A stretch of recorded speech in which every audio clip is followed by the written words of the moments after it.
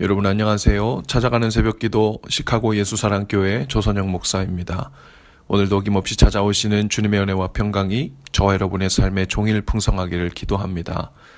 찾아가는 새벽기도는 기쁨의 언덕으로 라는 연합감리교회 말씀 묵상집을 본문으로 사용하고 있습니다.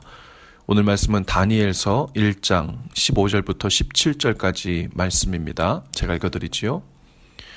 열흘 후에 그들의 얼굴이 더욱 아름답고 살이 더욱 윤택하여 왕의 음식을 먹는 다른 소년들보다 더 좋아 보인지라. 그리하여 감독하는 자가 그들에게 지정된 음식과 마실 포도주를 제하고 채식을 주니라. 하나님이 이 네 소년에게 학문을 주시고 모든 서적을 깨닫게 하시고 지혜를 주셨으니 다니엘은 또 모든 환상과 꿈을 깨달아 알더라. 아멘. 이스라엘 나라가 우리 대한민국처럼 둘로 나뉘어져 있던 때가 있었습니다. 분열 왕국의 시기라고 하는데요. 북쪽 지역은 그대로 이스라엘이라 불리었고 남쪽은 예루살렘을 중심으로 유다 지파의 땅이었기 때문에 남유다라고 불렸죠. 남쪽 유다의 왕 여호야김이 다스린 지 3년 되는 해에 당시 바벨론이라는 강대국이 그리고 그곳을 다스리는 느부갓네살 왕이 다스리기 시작한 그 첫 해인데요. 유다 땅 예루살렘을 침공하고 포위했습니다. 그들은 원하는 것만 가지고 다시 돌아갔는데요. 유다의 왕 여호야긴을 사로잡긴 했지만 죽이지는 않았고 앞으로 바벨론에게 조공을 바치기만 하고는 다시 유다 땅을 다스리게 합니다. 그리고 성전의 기물을 일부 가져가서 그들의 신전에 두었고 더불어서 용모가 빼어나고 총명한 왕족들과 귀족들 중에 소년 몇몇을 데리고 그들의 나라로 갔지요. 이 소년들은 유다의 볼모 역할로 잡혀갔을 것입니다. 하지만 바벨론으로 그들을 데려간 더 중요한 이유가 있었어요. 그 소년들에게 바벨론의 학문과 언어를 가르쳐서 그들로 하여금 바벨론 문화와 통치 구조에 중요한 역할을 하게 하려는 것이었죠. 아직 어린 소년들이니 세뇌 교육을 시키기도 좋았을 것이고 그들을 극진히 대우하고 가르쳐서 바벨론 나라에 귀속되어 사는 것이 얼마나 좋은 일인지를 선전하는 기능을 하게 하렸을 것입니다.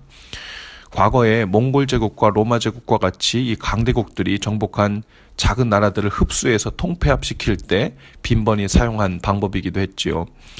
나중에 이 소년들을 바벨론 사상으로 잘 교육하고 또 세뇌 교육시켜서 온전한 바벨론 사람으로 만들어서 유다 땅에 다시 나아가 그 통치하게 하는 지위를 주게 된다면 그 소년들은 이스라엘 사람이면서 동시에 자기 민족을 바벨론에 제대로 충성하도록 만드는 역할을 하게 될 것이라고 생각했을 것입니다. 바벨론의 신하들을 주관하는 환관장이 다니엘과 다니엘의 세 친구, 즉 하나니아, 미사엘, 아사랴를 맡게 되었는데요.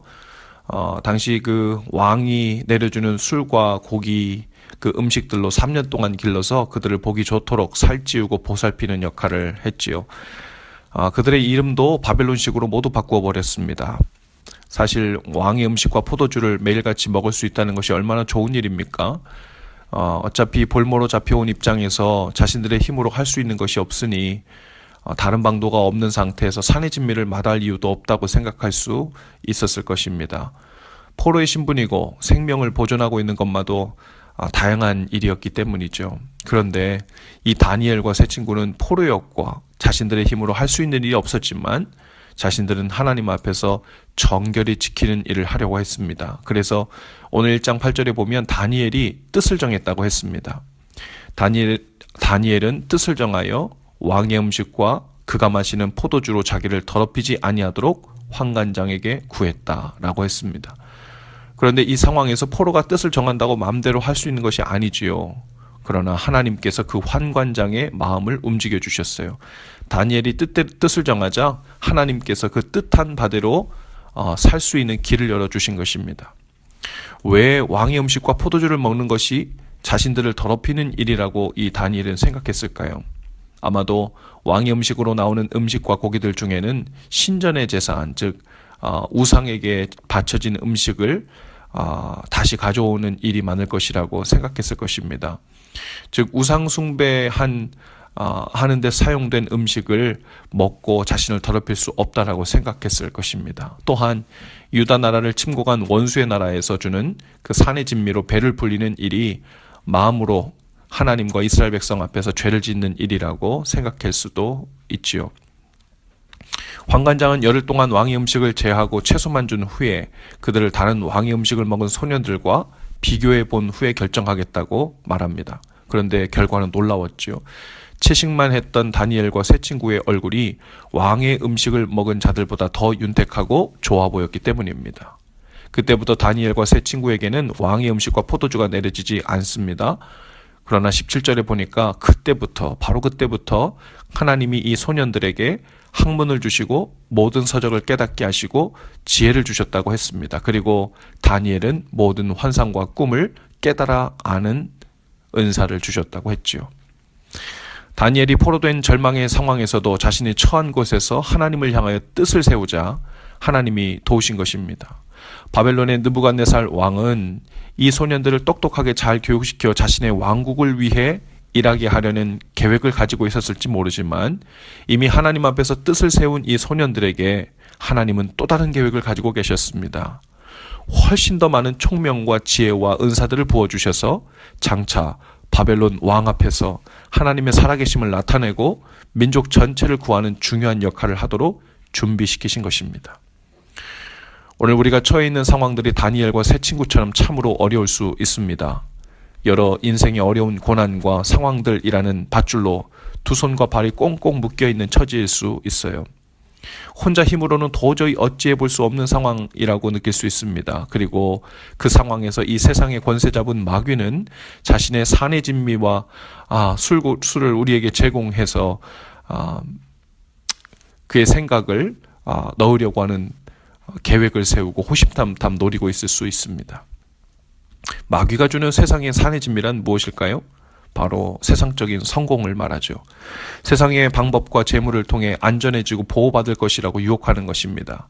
그리스도인들 중에서도 이 세상이 주는 성공과 재물 그리고 권력과 쾌락이라는 이 왕의 산의 진미를 먹는 맛에 하나님을 점점 등지고 있는 사람들이 많지요. 하나님의 뜻이 아님에도 불구하고 점점 세상의 방법을 쓰기 시작하고 불의와 타협하기 시작할 때 세상이 주는 술에 취해 영적인 판단력이 흐려지고 있는 것입니다. 하지만 아무리 옴짝달싹 할 수 없는 상황에 갇힌 것 같아도 어느 상황에서든 다니엘처럼 하나님을 향해 우리는 뜻을 정할 수 있습니다. 바로 그 포로된 상황 한복판에서 채식만 하며 살지라도 하나님을 왕으로 삼고 그 뜻을 위해 살겠다는 뜻을 세우는 것입니다. 그러면 하나님이 환관장의 마음을 움직여 주셨듯이 하나님 앞에서 뜻을 세운 대로 살아갈 수 있는 길을 열어주실 것입니다. 사람들은 다 의아해할지도 몰라요. 어떻게 그렇게 비실하게 먹고 비실한 방법으로 사업을 하고 비실한 방법으로 인간관계를 해서 세상이 주는 왕의 진미를 먹는 이들과 겨루어 이기겠냐고 조롱하겠지요. 사업을 할 때 아무리 상황이 어려워도 하나님 앞에서 정직한 방법을 쓰겠다고 정하는 것 채소를 먹는 일입니다. 술과 접대로 인간관계를 맺고 그 방법으로 이 세상에서의 성공을 이루어 나가겠다고 하는 것이 바로 세상의 왕의 진미를 먹는 일입니다. 별로 영양분이 없어 보이는 하나님의 방법을 쓰더라도 하나님 앞에서 뜻을 세운 삶으로 반응하겠다는 것이 바로 다니엘의 믿음이었죠. 오늘 우리가 처한 어려운 상황은 무엇이에요? 아무리 세상이 추천해주는 방법, 즉 하나님이 원치 않으시는 세상의 방법을 쓰지 않으면 안 될 것 같은 위태한 상황에 있습니까? 다니엘처럼 뜻을 정하실 수 있기를 바라요. 세상 사람들은 말할 것입니다. 그래가지고는 안 돼. 아직도 세상을 너무 모르고 사업하기에는 세상을 살아가기에는 너무 뭘 모르고 순수하기만 하다고 말할지 모릅니다. 그러나 하나님 앞에서 뜻을 세운 하나님의 자녀들에게 하나님은 길을 열어주십니다. 그 삶을 더욱 윤택하게 하실 것이고 선한 길로 인도해 주실 것입니다. 세상이 제공해주는 힘, 왕의 진미와 포도주로 공급할 수 없는 하늘에서 공급된 지혜와 통찰력 그리고 하나님의 인도하심과 보호하심이라는 참 능력을 힘입어 살게 될 줄로 믿습니다. 오늘 여러분의 앞에는 어떤 세상의 산의 진미가 차려져 있습니까? 여러분을 유혹하고 있습니까? 하나님 앞에서 우리가 어떻게 뜻을 정하여 반응하기를 원하시는지 성령님은 음성을 듣고 믿음으로 승리하는 저와 여러분들 다 되실 수 있기를 주님의 이름으로 축복합니다. 기도합시다. 주님, 오늘 이 아침 문만 나서도 세상이 주는 산의 진미가 가득합니다. 눈을 찡끈 감고 세상의 방법으로 나아가면 성공할 것 같고 더 잘 될 것 같고 문제를 금세 해결할 수 있을 것 같은 유혹이 있습니다. 그러나 오늘도 세상의 손이 아니라 하나님의 손을 잡고 믿음으로 다니엘처럼 뜻을 세우게 하옵소서. 그리하여 영적인 채식을 하더라도 하나님 편에 서 있을 때 하나님이 공급해 주시는 모든 윤택함과 건강함 그리고 능력을 힘입어 살게 하옵소서. 예수님 이름으로 기도합니다. 아멘. 여러분 오늘도 예수 사랑으로 화이팅입니다. 내일 아침에 다시 찾아뵙지요.